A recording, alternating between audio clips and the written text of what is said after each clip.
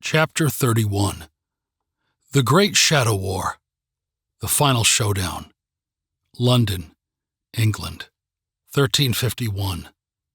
Assur walks through an old, tattered, and long-abandoned Jewish temple. The Jews had been expelled from England in 1290, over 60 years prior. Many of their places of worship were burned, torn down, or abandoned and left to rot.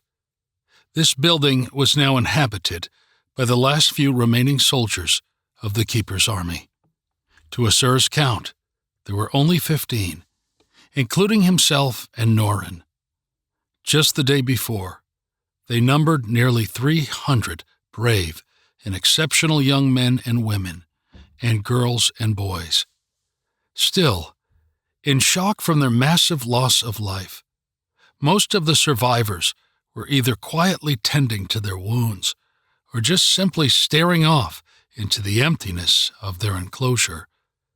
There was no sound outside the ominous echoes of Assur's boots, creating an eerie silence between each step as he slowly walked.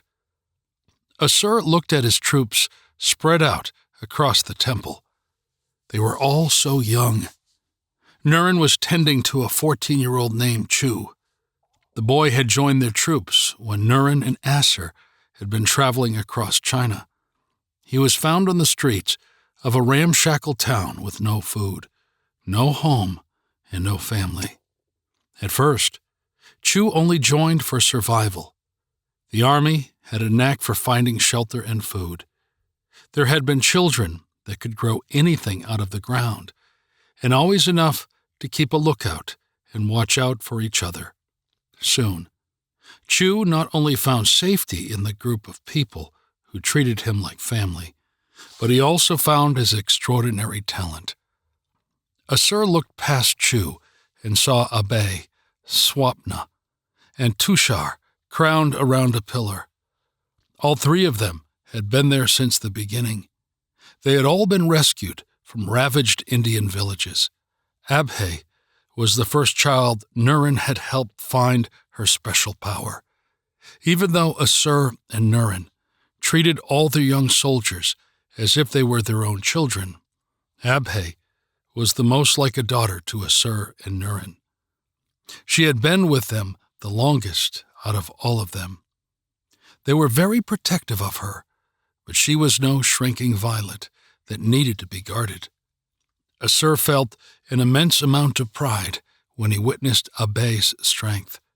She was just 17 years old, yet one of the fiercest and most fearless soldiers they had. Assur looked from face to face, knowing that he loved every one of them and would do anything for them to have a fighting chance against the Jinn. There was Cecily, who was found when the Keeper's army was moving through northern Europe. Cecily had survived a Jinn attack when she was just 9 years old, which left her heavily scarred. She lost an eye during her first encounter with ghouls, but her brothers and parents were not so lucky. She was a passionate young girl who had quickly formed a bond with Tree, who was 2 years old. Besides Assur and Nurin, who were each only 24 years old themselves, Tree was the oldest soldier left in the army. She was just 19. Assur looked at 3 other soldiers, ranging in age from 13 to 15, hailing from Spain: Theobald the Brave, Ramona the Wise, and Estella the Bright. All had gained their titles from their performances in battles with the Jinn. Right next to the 3 was May. Though she was originally from China, the army had only just recruited her in Europe, where the young girl had run to after her home was attacked and her village was decimated. Finally, Assur looked at the newest members of the Keeper's army: Brickenden, Bazar, and Robin, from England.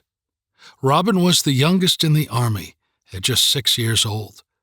The 3 had almost no experience with fighting Jinn, but were no less brave or up to the task. Assur and his army had been fighting Jinn for over 2 years. They began the war desperately outnumbered, and even though they had severely crippled the Jinn army, they had also suffered massive casualties. The Keeper's army was still drastically outnumbered and overmatched. All 15 who remained truly believed that this would be their last day on Earth. Tonight, they will make their last stand. Nurin instructed the embattled and forlorn crew to get some rest, for in just over 6 hours, night would fall and the battle would resume. Possibly resigned to their fate, or maybe just utterly exhausted, they all quietly lay down and closed their eyes. Assur stayed up for about 2 more hours, while the others slept. He had just finished with some prep for the fast-approaching night when he finally lay down. Just as he was about to close his eyes, he noticed a light emanating from a hallway of the old temple. Just moments before, it was simply a dark corridor, but now it glowed brightly. Seconds later, 3 beautiful women walked into the room and stood before Assur. Assur instantly recognized the 3. They were the same 3 sisters that had visited Assur and Nurin 6 years earlier. Assur, who was exhausted from the war and devastated by all the death and loss, instantly lashed out in anger. "Where have you been? You left us to die. We needed you." Earth replied, "We choose you and Nurin to lead, and you both have proven yourselves worthy." Assur let out an exasperated cry. "We have failed." He looked around, waving his arms and gesturing to his remaining soldiers. "Our army of 4,132 beautiful souls has dwindled to only 15. We will not survive another night." Sun spoke in a heavenly tone. "The war has been tragic, and our losses have been great, but you have not failed, for the Jinn have been weakened. They are now vulnerable, and you still have 15 brave soldiers." Assur was still angry and couldn't put faith in Sun's words. He harshly whispered, "My young army has fought valiantly, but the Jinn still outnumbers us 100 to 1. This is your war, yet it has been forced upon children." Earth replied, "This may be our war, but we are not able to fight it. There are things that you cannot understand and will never know. For now, you need to trust us." Moon continued, "Tonight is the night. Gaia, Thanatos, and Phobter are finally vulnerable.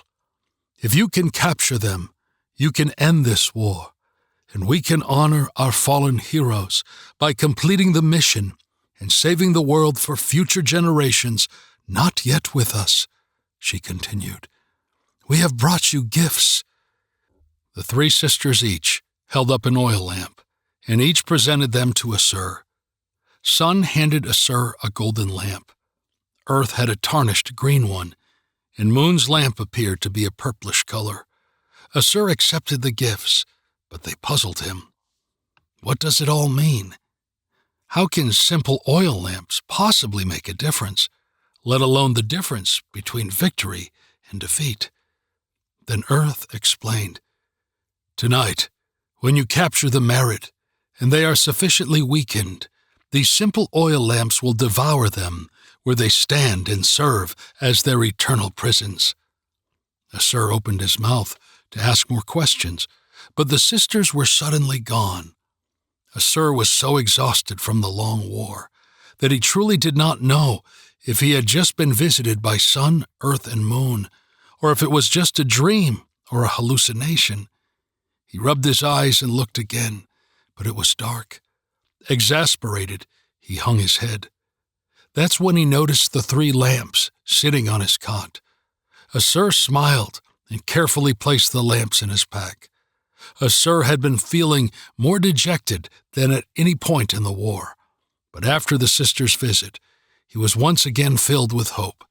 He woke up Nurin and Ramona to plan the attack, armed with their new weapons.